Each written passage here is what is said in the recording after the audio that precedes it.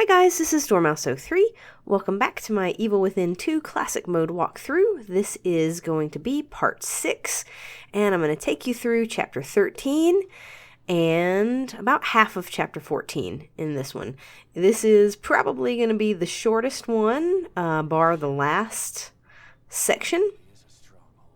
It's only about half an hour here, but it is half an hour of fairly difficult stuff. And so I just made my 5th save in the beginning of this chapter. And I know a lot of people will tell you to save right before the Firewalk section, and I think that is also a really good place to save. But there's some stuff in this section that I wanted to make sure that I did. And some of it's fairly risky, so remember, you do not have to collect all of these keys and things, but I do think that they help. They give you some more resources. They make it just a little bit easier for you if you need them. And so, although you don't have to do this, I'm going to show you how to, and then you can decide whether or not you want to do this chapter the way that I do it, or just kind of try to run past everything. So at the beginning here, I'm hanging on the left. I'm using these bushes as cover. You have to wait there at that first bush for the disciples to move past. And then you can kind of pick and choose your movements up that left-hand side and move on in here into the gas station. And so you want to be going pretty quickly in this part, because there is a flamethrower guy, Harbinger, I believe they're called.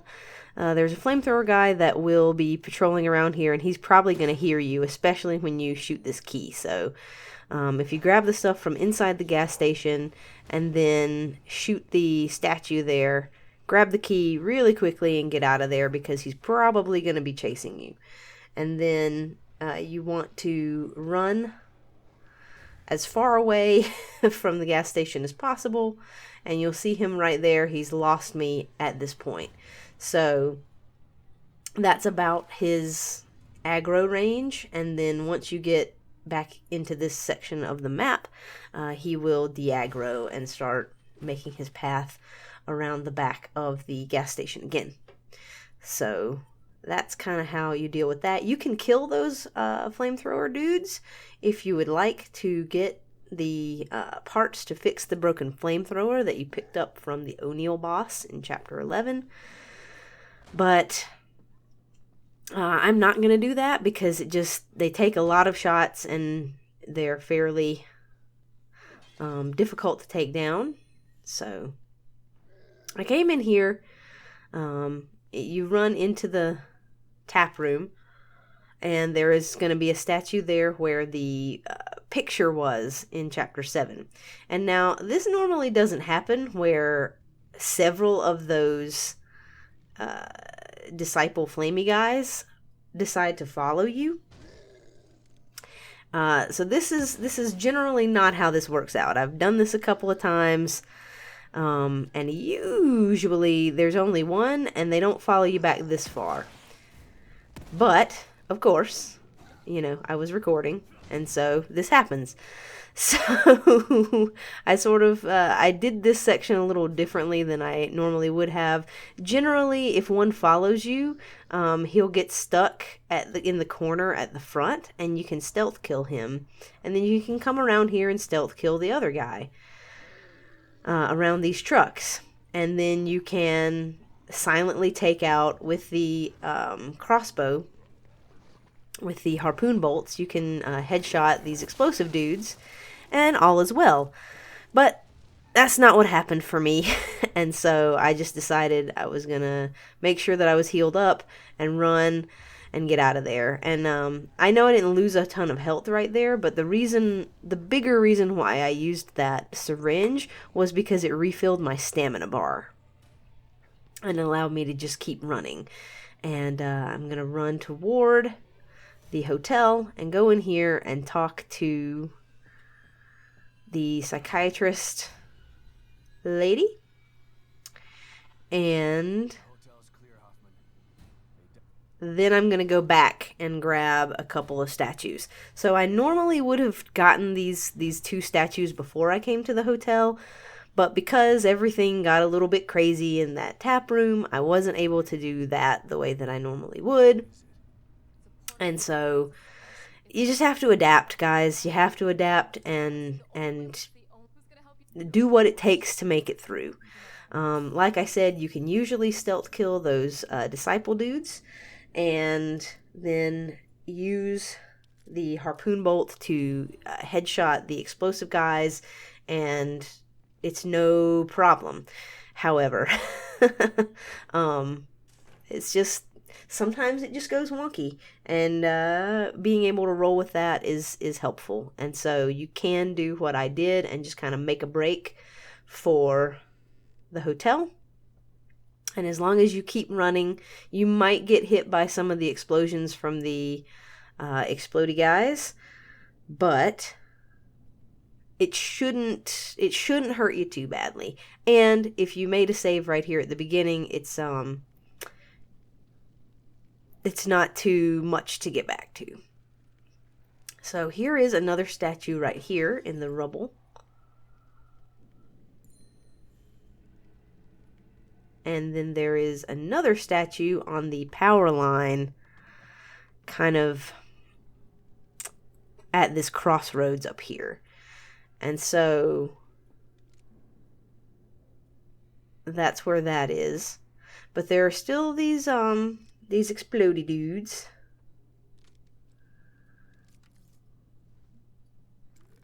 And so I'm going to show you taking them out with one harpoon bolt to the face.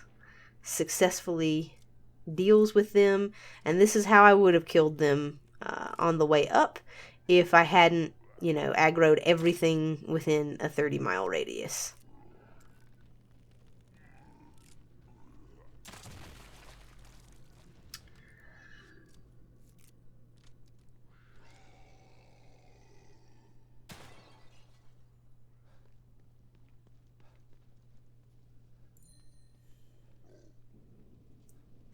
And so there's your key, and that's really everything.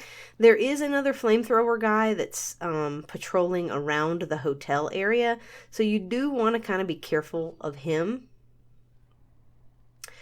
And this path that I'm using right here is the one that I use to get to the hotel when I'm not, making a mad dash for it. Just using a lot of cover there, and I don't see him. I don't really know where he went, where he is, but just so you know, there is one there. And so this is the point where if you're going to make your save here, in like before the Firewalk section instead of after, then this is the place where you would do it. You would want to come in here. You'd want to get all that stuff if you're going to get it from the area outside, and then come in here and use the lockers and fill up, on your ammunition with your weapons at the workbench, and then make your save.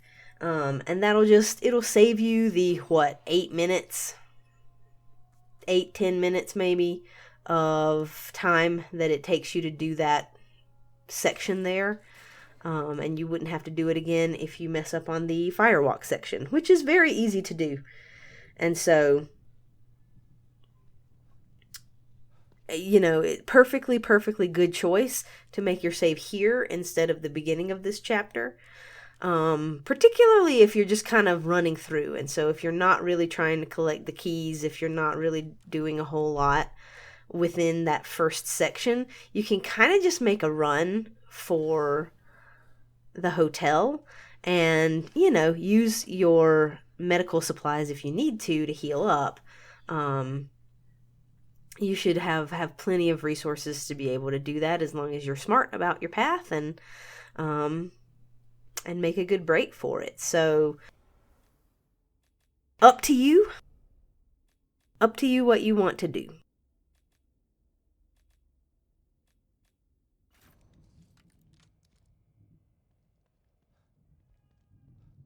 And so we're about to do the Firewalk section, and this is what I think most people agree is the most difficult section of this run.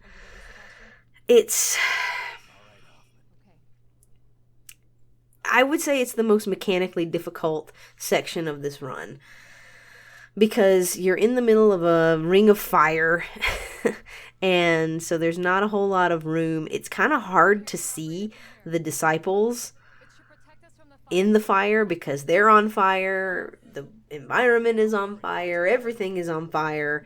You have a pretty small radius to work with, and they have a pretty good reach on their attacks, and so it can get really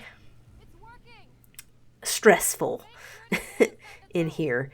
There are a couple of different sections to it. There are also a few sections where there's resources and stuff so that you can replenish your ammunition and things that you might use.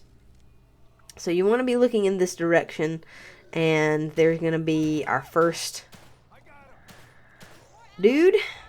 Hoffman is going to have handgun bullets on her, so any of the enemies that you can take out with handgun is good, and I'd suggest, really trying to use that at the beginning here where you're only being attacked by a couple of enemies.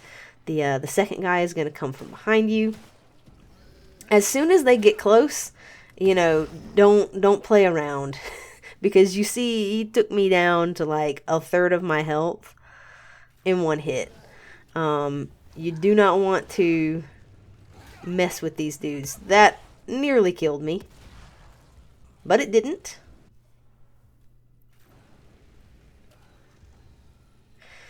Something that you can do in these sections, and I do later on, is use explosive bolts, shock bolts, put them on freeze bolts, put them on the ground, and that will help stave off some of these enemies that are making their way toward you. It just sort of slows them down a little bit. There's some shotgun shells, so that's good. You definitely want to have full shotgun for this because it's just very, very helpful for taking these guys out quickly at close range, which, they're likely going to be. And so once you reach this point right here, you're kind of halfway through. There's some more shotgun shells, and then you want to be prepared for enemies coming in here from both sides. How that guy did not get stuck in that explosive bolt is anybody's guess.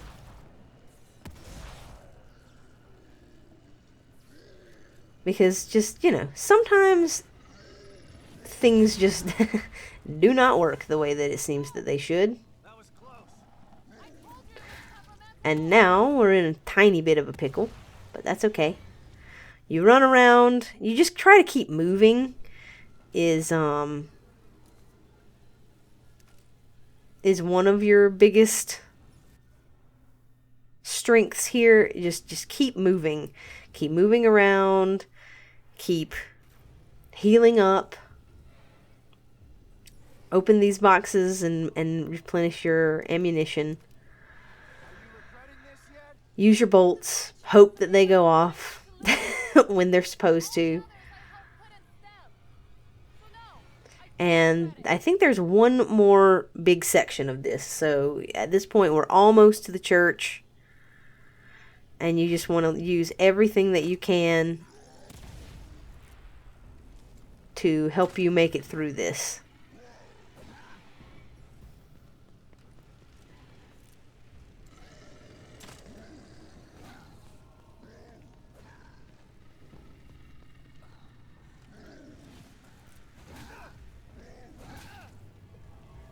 They're mean and they don't want to get caught in the explosive bolts.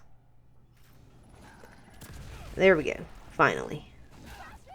And here we are, almost dead again. This part is hard, guys. I mean, I'm not going to lie to you. It's difficult. And this is why, you know, we stocked up on a bunch of healing items, because these guys are mean. The smoke bolts and the shock bolts.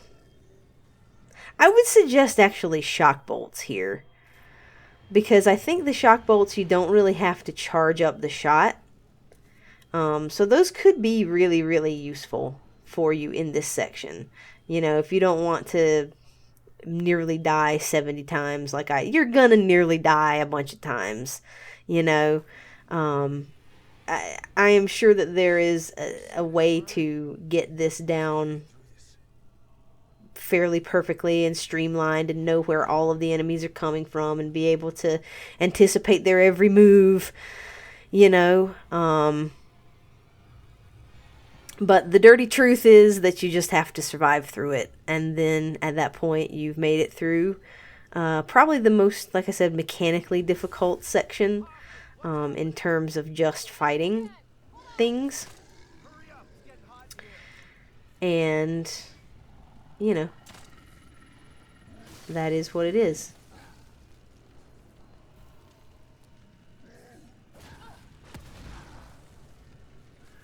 Usually 2 shots from your shotgun will kill one of these dudes.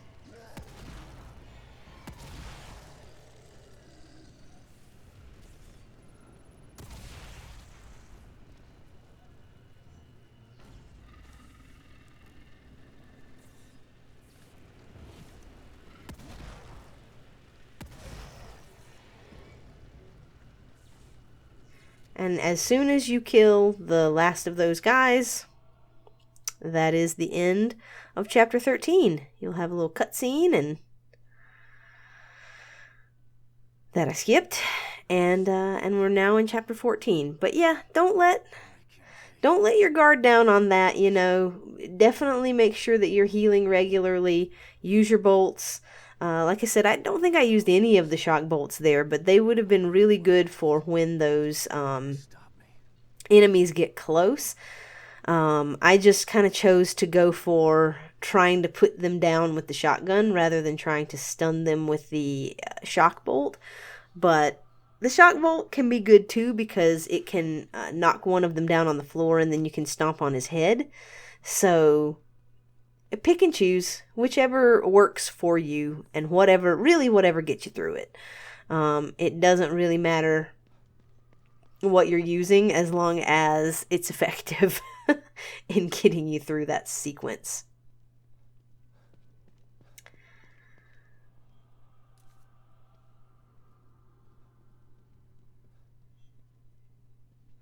But yeah, I don't know. My biggest advice there, I guess, is heal. Just heal. Make sure you, as soon as you get hit, heal. Because otherwise, I think it takes about 3 hits, sometimes 2, depending on how much health you have, and what kind of attack they do. And so, you know, run around, use your arsenal. Don't worry about wasting ammunition, because we're here about at the end of the game, and you should have enough stocked up to not have to worry about how much ammo you're using.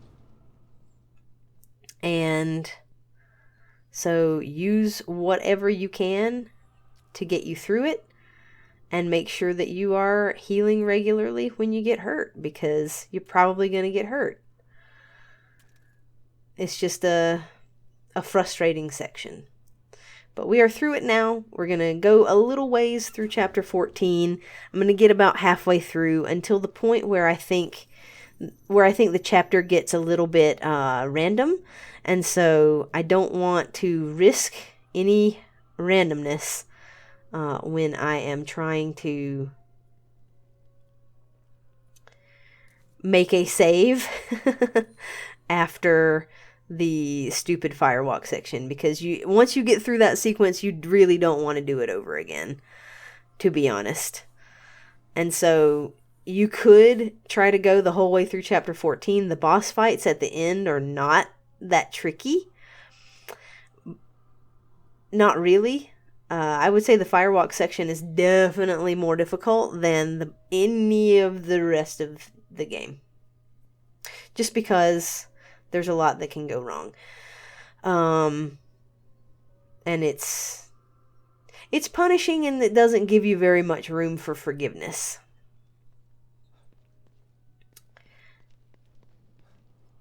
And so if you want to be cavalier and continue on through chapter 14 and finish the bosses and then save, then that's cool. But there is a sequence coming up after we make our next save that is, I think, a little bit random, because I run past things, and whenever you run past things and things are chasing you, it gets a little bit random, because sometimes they get caught on things, or they don't, or you run past them slightly at a different way than you did before, and so it just gets less predictable. And so I chose to make a save before that, because I think that was the right decision for me. But if you're pretty confident in doing that section and doing the bosses, then make your save a little bit later. But this worked out super well for me. I didn't have to worry about doing chapter 13 again, and or the beginning of this chapter. So in this section here, we're basically just trying to get through a door up the stairs. But it's closed off, and we have to pull a lever in order to get to it. And so I am gonna make my way over to that lever. I'm going to take out a couple of enemies on the way. But for the most part, I'm just going to be moving from point A to point B without being seen. So I'm using my little reticle here to move quickly around the area. And this guy right here, I'm going to take out. So while his back is turned, you want to move up to this piece of cover right here, and then wait for him to repeat his pattern.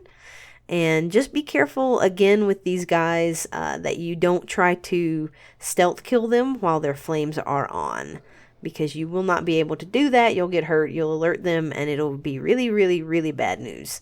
So you wait for the moment where his back is turned and his flames are off, and you stab him. And then move around here to the right. And there's going to be some herbs. And there's going to be another disciple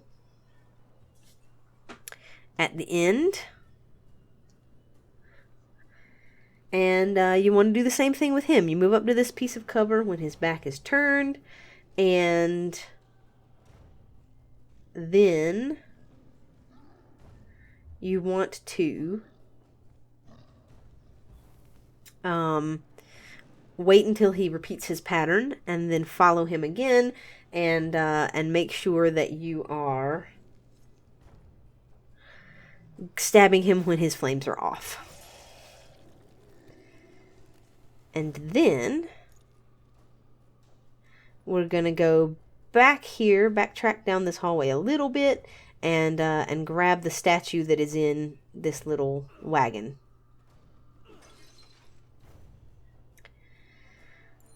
Alright, so that is our next to last key. If you notice, I found 30 of 32. I very, very, very much wish that I had gotten the key that I missed in chapter 3. But, I didn't plan on getting all of the keys when I started recording this walkthrough.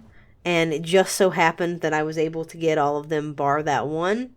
And, yeah, so it makes my little obsessive brain a little bit nuts that I didn't get that one, but it is what it is. So,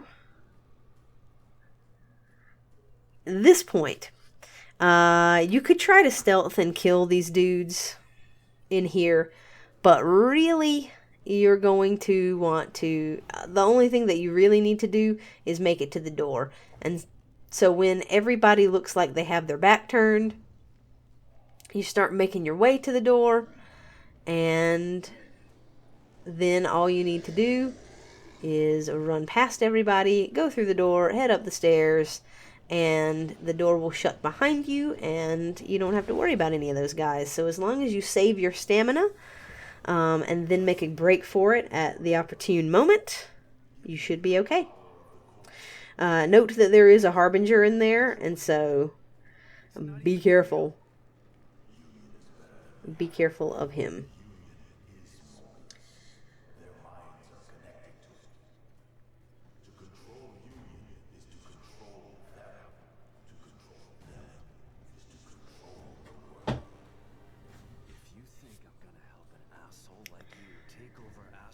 And so this is the point where I'm going to make a save, guys. The next sequence is the sequence that I was talking about where I run past some things and it's a little bit random. I ran past some stuff in that room, but because I knew the door shut behind me very quickly, that is pretty predictable to be able to do. Yes, sometimes enemies are on a slightly different pattern than they were in mine, but that is a very consistent way to get through that section. And so I don't feel bad about telling you to do it that way. So I don't know why I was backtracking just there. Losing my mind is what was happening. Because my goodness, will this mode ever make you lose your mind? So don't walk up those steps. If you walk too far up those steps, it will put you into a little cutscene. It'll shut the gate behind you, and you won't be able to get back to this room. And this is where I would say make your save. This is where I made my save anyway. And so there should be a mirror in here to help us get back to the safe room. You can open any lockers. You can fill up any weapons that you want to do. Any of that kind of stuff just to refill your inventory. And then I'm going to be making a save. You can if you want to as well. This will be my 6th save. So I will have one more that I can make before the end of the game. And I know that for some people, they really like to try to do the first chapters without making too many saves so that they have a lot saved up for the end. So you can like maybe make a save here, and then you can make a save after, you know, the boss fight, the three boss fight that we're going to have at the end of chapter 14. And then you can make another save after the light pole boss in the 15th chapter. So, you know, I have one less save than some people might when they come to this section. But really, I did not find the boss in chapter 15 that intimidating. I think I got him on my first try on this run. And so I wasn't super worried about that. The only thing is the rest of the enemies in chapter 15 can be kind of irritating. But, you know, if you've saved up more saves by the end here, then that is excellent. But if you haven't, you should be able to make it through just fine, just like I did. And I'm going to show you how to do it. So thank you guys for watching. I hope that this was helpful, and I will see you in the next video.